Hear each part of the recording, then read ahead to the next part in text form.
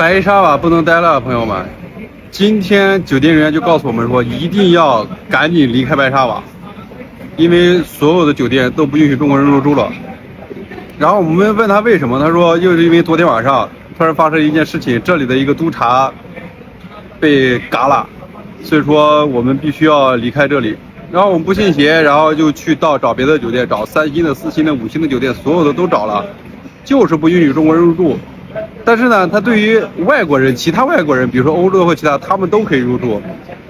然后我也碰到了，他们确实是自由行都没有什么问题，但是我们不行啊。可能这也是因为对于中国人，就是说一个更加强烈的保护意识，所以说必须要离开白沙瓦，不管你去哪里，离开这里。我来巴基斯坦1个多月了，其实我还算是比较幸运的。比如说前段时间阿舒拉节，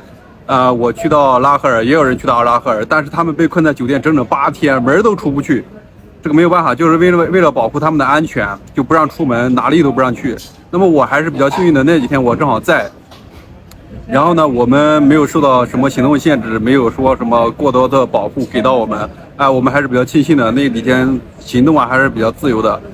但是今天这个事儿呢，我也是说，一方面是没有办法，另一方面来说，不想给他们增添更多的麻烦。其实我对白沙瓦这个城市印象非常好，我非常喜欢在这里。如果说没这个问题的话，我可能会再待个10天8天的。但是因为他们现在已经这么说了，不想太麻烦，不想太多的去。比如说警察过来，你要去到哪里跟着你，你要去到哪儿，天天不停的保护着你24小时这种，我觉得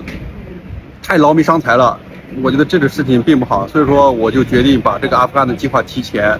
反正阿富汗一直是我计划行程的一部分，只不过早一点去和晚一点去。那么现在计划提前也没有任何问题。然后明天看一看吧，明天看看签证啊各个方面能不能顺利。顺利的话，直接就明天到口岸直接出关。然后接下来我们就是在阿富汗的行程了，到时候跟大家关注一下，到时候我们看看在阿富汗是种什么情况。其实我去阿富汗没有什么特别强的旅游目的，我就是想到那个地方走一走、看一看，去感受一下。我不会说，去像有些朋友确实是我在巴基斯坦待了1个月，但是他们这1个月的时间几乎走完了阿富汗，也走完了伊朗，你甚至都到别的地方去了。那我可能行程是比较慢的，我喜欢这种慢慢的去感受这个旅行途中的一些生活，感受当地人的一种状态，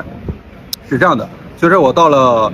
阿富汗估计也不会太赶，就是说有些点可以去，有些呢大部分时间我会去找一些当地人待的地方，去那边感受一下他们的生活状态以及各种方面的东西吧。我的目的是这样的一个目的，就是出来玩，我是彻底放松出来玩的，并不是说去，为了说我要去旅行多少国家，我要，走完多少国家，走完多少地方，我没有这样的目的，我就是到了一个地方，在那里待着，觉得好就多待一段时间，觉得不好，就换下一个地方就可以了，这是我觉得玩的一种方式。抖音。